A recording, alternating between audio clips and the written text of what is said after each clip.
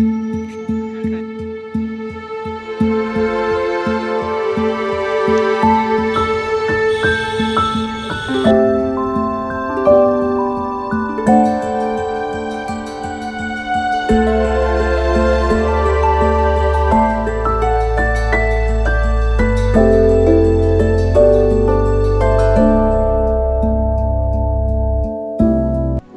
Guys welcome back to my channel and today we are going to Sarnath, जहाँ पे हम एक बौद्ध धर्म के बारे में जानेंगे और उनकी थोड़ी हिस्ट्री जानेंगे।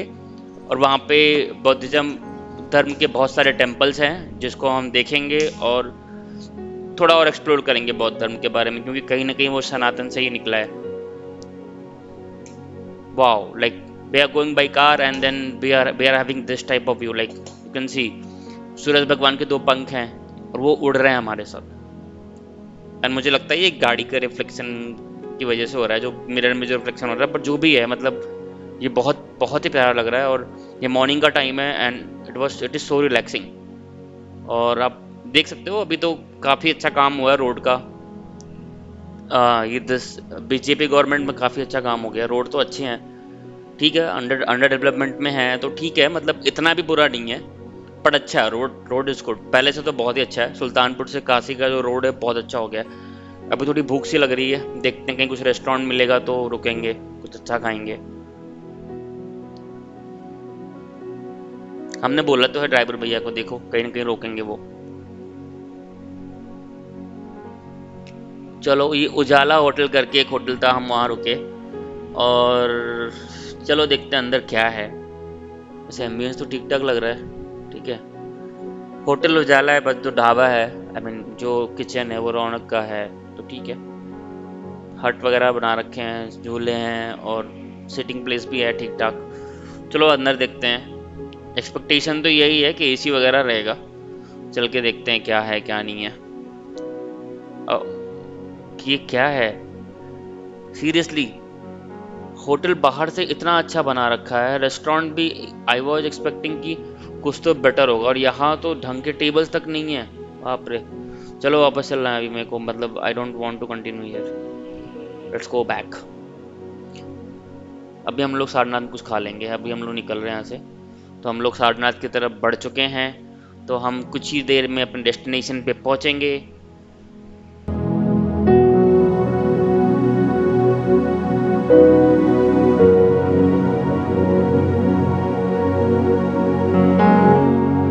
तो हम लोग एंटर कर रहे हैं तिब्बती बौद्ध बिहार के टेम्पल में, जहाँ पे शायद हमको कुछ इंटरेस्टिंग चीज़ें देखने को मिले। यहाँ पे मुझे क्या लग रहा है कि ये थोड़ा हॉस्टल जैसा है। अगर आप देखोगे right and left both side में लोग रहते हैं, वो बौद्ध धर्म के ही हैं, ठीक है।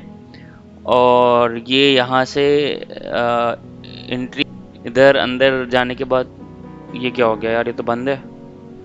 चलो कोई नहीं, हम कुछ और देखते हैं। मतलब मंदिर में काफ़ी चीज़ें थी, तो हम पीछे के साइड पे ये था। यहाँ पर जितने भी टेम्पल्स हैं वो सारे के सारे बौद्ध धर्म के हैं, बौद्ध धर्म के लिए बनाए गए हैं, ठीक है। तो मोस्टली यहाँ पे क्योंकि हमें कुछ समझ में नहीं आया, तो फिर हमने एक भैया से बात करी। वो एज अ गाइड थे, बट उनका चार्ज बहुत कम था, 100 रुपीज़ था, ठीक है। और वो बुनकर समाज के थे, जिनकी स्थापना कुछ महाबौद्धिस्ट लोगों ने करी थी, ठीक है। उनकी हालत थोड़ी बुरी हो गई थी बीच में, बट जब से बीजेपी सरकार आई तब से वो फिर से उनकी चीज़ें सही हो गई हैं। और ये अभी आपको दिख रहा होगा, अंडर कंस्ट्रक्शन दिख रहा होगा, क्योंकि यहाँ पर ड्रेनेज का काम चल रहा है, काफ़ी काम चल रहा है। तो रिनोवेट करने का, ड्रेनेज का सब कुछ चल रहा है, लाइक शायद इसकी पेंटिंग वेंटिंग होने वाली है, तो इसलिए आपको थोड़ा सा ऐसा दिख रहा होगा, ठीक है। तो हम आते हैं इस मंदिर के बारे में। इस मंदिर का जो नाम है मोलगंध कुटी बिहार, जो कि जिसकी स्थापना 1931 में हुई थी, जो कि एक श्रीलंका से एक बौद्ध विचारक थे, उन्होंने किया था, जो आए थे, जिनका नाम था अंगरिका धर्मपाला, ठीक है, जिनका स्टैचू आपको दिख रहा होगा। तो ये वो भैया हैं जिन्होंने ये सारी चीज़ें हमको बताई, जो कि बुनकर समाज से बिलोंग करते हैं। बाय द वे बौद्धिज्म के 4 बड़े प्लेसेस माने आते हैं, जिसमें से एक लुम्बिनी है जो नेपाल में है, ठीक है, जहाँ पे बौद्ध जी का जन्म हुआ था। दूसरा बुद्ध गया है, जो कि बिहार में, जहाँ पे बौद्ध जी ने ज्ञान की प्राप्ति की थी पीपल के पेड़ के नीचे। तीसरा है सारनाथ, जहाँ पे हम अभी हैं, जहाँ पे बौद्ध जी ने अपने 5 शिष्यों को उपदेश दिया था, जो कि knowledge transfer we can say. ठीक है। फोर्थ प्लेस है कुशीनगर, जो कि गोरखपुर में है, जहाँ पे बौद्ध जी की मृत्यु हुई थी। ठीक है। तो ये जो मंदिर है, इस मंदिर को बनाने में टोटल 4 साल लगे थे, 1932 से 1936 तक। ये मंदिर बना था इतने टाइम में। और ये वो मूर्ति है अंगिरिका धर्मपाला की, जिन्होंने ये बनवाया था। और इनको ऑलमोस्ट सेम है जैसे गांधी जी को हम इंडिया में पूजते हैं, वैसे श्रीलंका में इनको पूजा जाता है। और ये इन्होंने ये जो स्थापना करवाई थी मंदिर की, इसमें इनका टोटल खर्चा हुआ था 70,000 का। इसमें इन्होंने डोनेशंस लिए थे कुछ लोगों से। ठीक है। और उस टाइम तो 70,000 बहुत था, अभी के लिए तो कुछ भी नहीं है। और इसके आगे चलिए हम स्तूप की तरफ चलते हैं, क्योंकि हम वापस से मंदिर में आएंगे तो उसके बारे में और सब कुछ जानेंगे।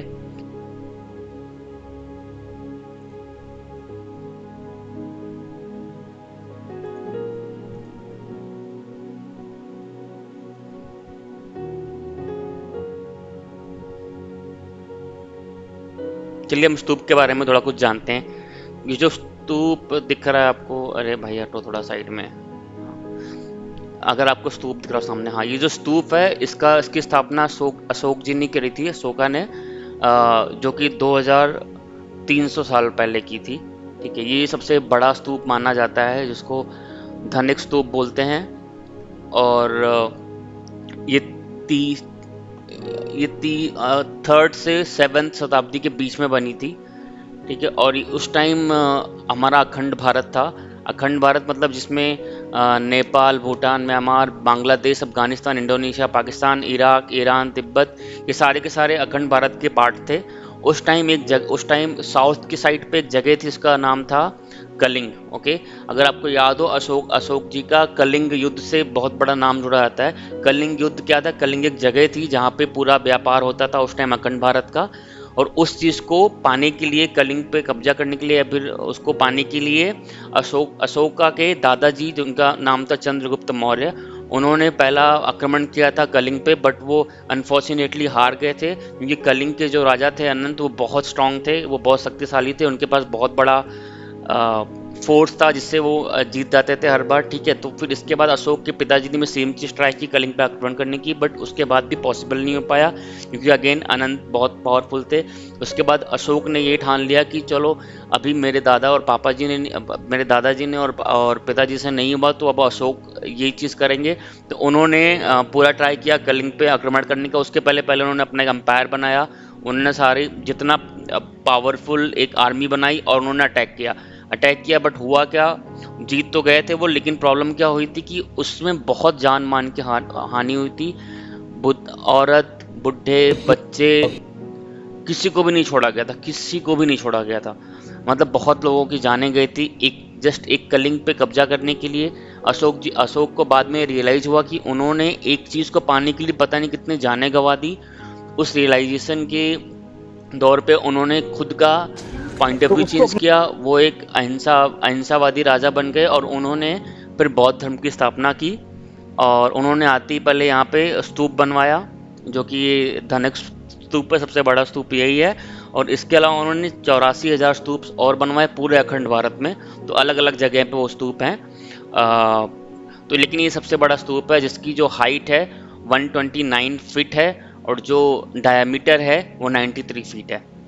और ये जो स्तूप है, ये एक्चुअली यहाँ पे जो भी बौद्ध धर्म के मॉन्क हैं, वो आते हैं और यहाँ पे परिक्रमा करते हैं और पूजा करते हैं, सेलिब्रेट करते हैं, वॉट एवर दे, मतलब जो भी उनको सही लगता है।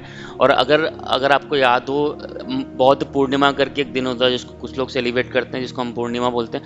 बौद्ध पूर्णिमा वो दिन होता है जिस दिन एक्चुअली ये जो मंदिर है जिसमें हम जाने वाले हैं अभी, इस स्तूप को देखने के बाद, वहाँ पे बौद्ध जी का दांत और उनके नाखून अभी भी पड़े हैं। वो बौद्ध पूर्णिमा के दिन निकाले जाते हैं, उनकी पूजा होती है।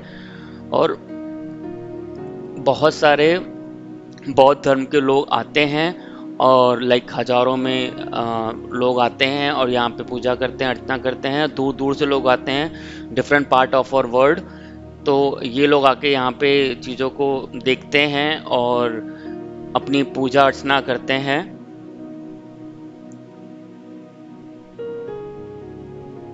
और सबसे बड़ी बात यहाँ की क्या है,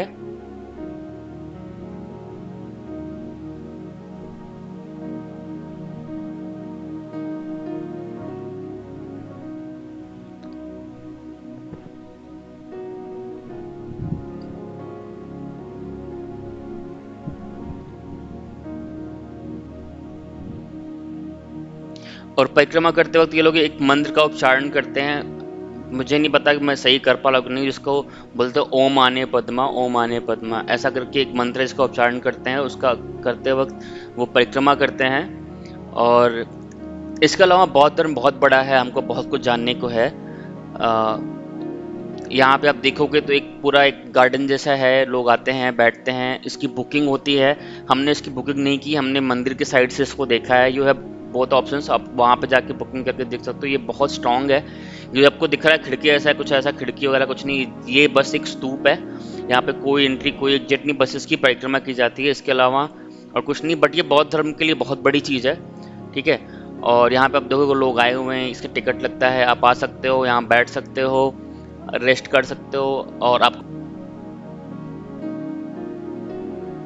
ठीक है, अभी हम मंदिर की तरफ जाते हैं। यहाँ पे शू स्टैंड है, अपना शू वगैरह उतार सकते हैं। और इसके बाद मंदिर के बारे में, जैसे मैंने आपको बोला कि मंदिर को बनाने में 4 साल लगे थे, 1932 से लेकर 1936 तक इसको बनाया गया था। इसका बेसमेंट रेडी, इसका फाउंडेशन रेडी किया गया था। इसके बेसमेंट में अस्थियां हैं बौद्ध जी की, जिनको रखी गई है। और ऐसे 7 और जगह पे उनकी अस्थियां रखी गई हैं, 7 और मंदिर पे, ठीक है। और यहाँ से हम एंट्री करते हैं। आपको यहाँ पे अलग अलग लोग दिखेंगे, लाइक आपको इंडियंस दिखेंगे, और डिफरेंट डिफरेंट डिफरेंट कंट्री से भी लोग दिख सकते हैं, चाइना से भी लोग दिख सकते हैं, ठीक है। तो मुझे लगा ये घंटी है, नहीं, no no, it's not a bell. मुझे लगा घंटी है, बट वो नहीं था। और ये जो एंट्री करने के बाद जो आप ये मूर्ति देख रहे हैं, अच्छा, ये साइड में कुछ है, आप पढ़ सकते हो। ये जो मूर्ति दिख रही है, ये है 8 फीट की मूर्ति है, ठीक है, जो दिख रही है आपको। और तो ये जो है, ये it's all about spiritual thing, right. I mean लोगों को, जिसको जिस धर्म पे भरोसा होता है या फिर बिलीव होता है, लोग उस चीज़ की पूजा करते हैं, उसकी अर्चना करते हैं, वैसे यहाँ पे है। तो ये एक्चुअली बहुत अच्छा है, बहुत पीसफुल लगता है अगर आप यहाँ आते हो, ठीक है। और उसके बाद फिर अभी हम वहाँ जा रहे हैं जहाँ पे बौद्ध जी ने अपने 5 शिष्यों को उपदेश दिया था। उसका भी इन्होंने एक प्रॉपर सा स्ट्रक्चर, एक मंदिर बना रखा है।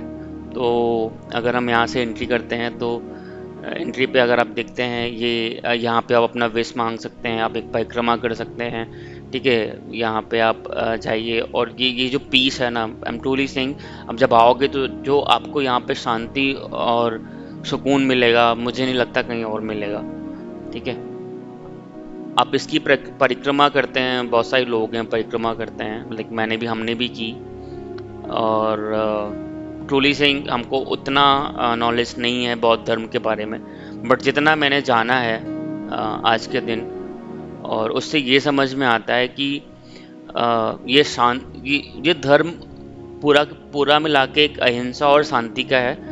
जहाँ पे आपको, जब आप सब चीज़ों से परेशान हो जाते हो, ठीक है, at the end you have, like आपके ईश्वर होते हैं, आप उनके शरण में जाते हो और आप शांति से अपनी लाइफ स्पेंड करते हो। तो ये वो है। तो यहाँ पे आप देखोगे स्टैचू बना हुआ है इनके 5 शिष्यों का, जिनको ये उपदेश दे रहे हैं, ये बौद्ध जी, ठीक है। उसका एक स्टैचू है, एक feel, I mean look and feel देने की कोशिश की गई है, ठीक है। तो आप देखोगे ये 5 शिष्य हैं। Sometimes it feels like it is real, ठीक है, बट ये रियल नहीं है, it is just a statue.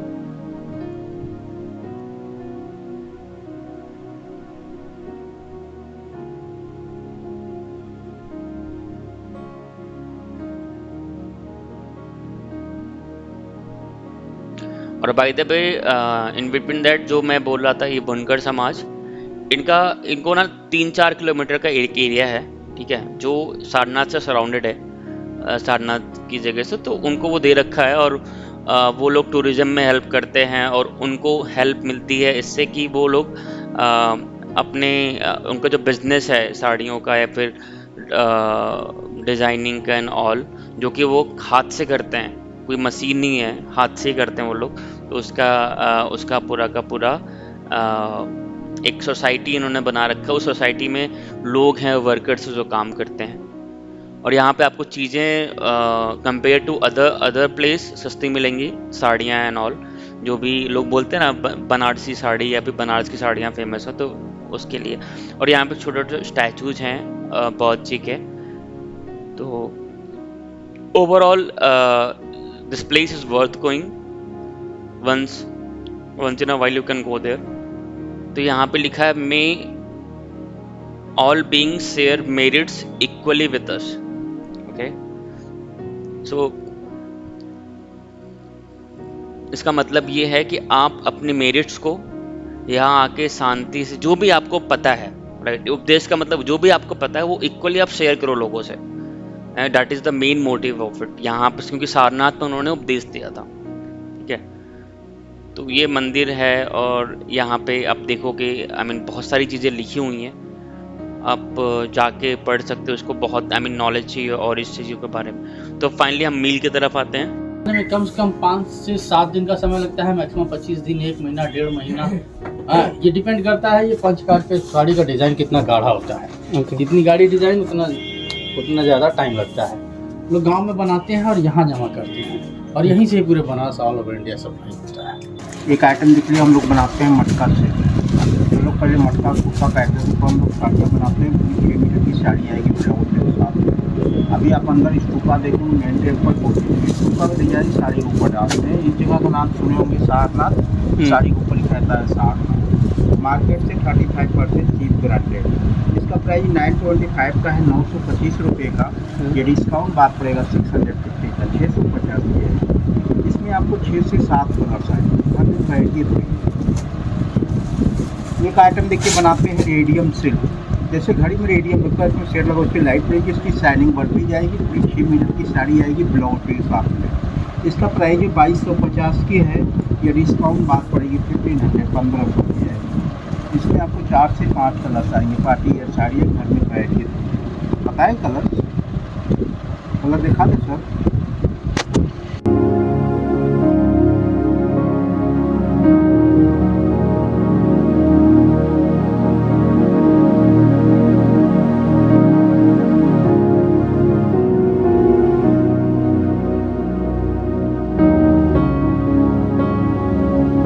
Design बोलते हैं।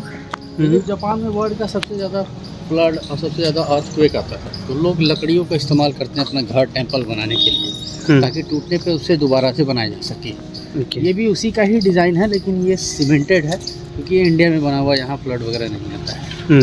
और अंदर से वुडन है। तो इस मंदिर की खासियत है कि इस मंदिर के अंदर भगवान बुद्ध की महापरिनिर्वाण है, झूमर है जिसपे गोल्ड पॉलिश लगाई गई है, सब चंदन की लकड़ी का बना है। ये इसकी खासियत है, चंदन की लकड़ी। ये इसका मॉडल था, उसकी तर्ज पे ये बना। टूल उतार देंगे यहाँ पे।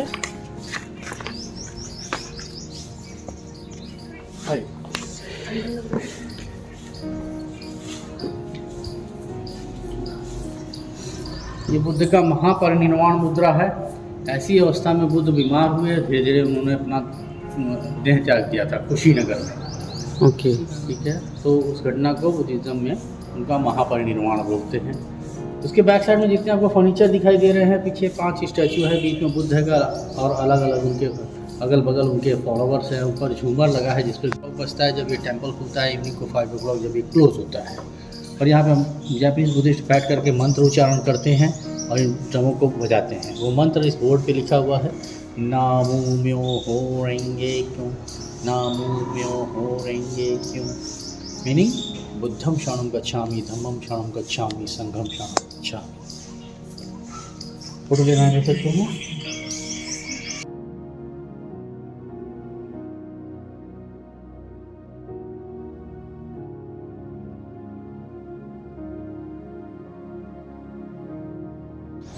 है। तो ये प्योर मार्बल का बना हुआ है, इसकी हाइट तकरीबन 60 फीट है। इसकी चारों तरफ बुद्ध की विभिन्न मुद्राओं की मूर्तियाँ स्थापित है। सामने है धम्म चक्र प्रवर्तन मुद्रा, इसी मुद्रा में बुद्ध ने अपना पहला उपदेश दिया था। उसके बाजू में चक्र है, अगर आपको दिख रहा हो तो क्लियरली, यस, ये 3 शेर। तो ये एक स्तूप है जो हमने 84,000 स्तूप में से ये भी एक स्तूप है, ये छोटा वाला है। तो ये एक सॉर्ट ऑफ एक मंदिर जैसा बन रहा है, जहाँ पे आप अशोक चक्र मैंने जो दिखाया था, साइड से दिखाए थे, फ्रंट से है। तो ये अभी बन रहा है, जल्दी ही बन जाएगा और ये बहुत प्यारा बनने वाला है। तो ये इसका मेन गेट है।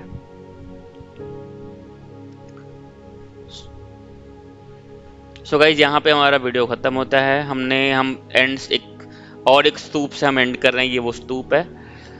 अगर आपको ये वीडियो पसंद आया हो, please like the video and share it with your friends, family and subscribe the channel. Thank you. Let's meet again in next vlog.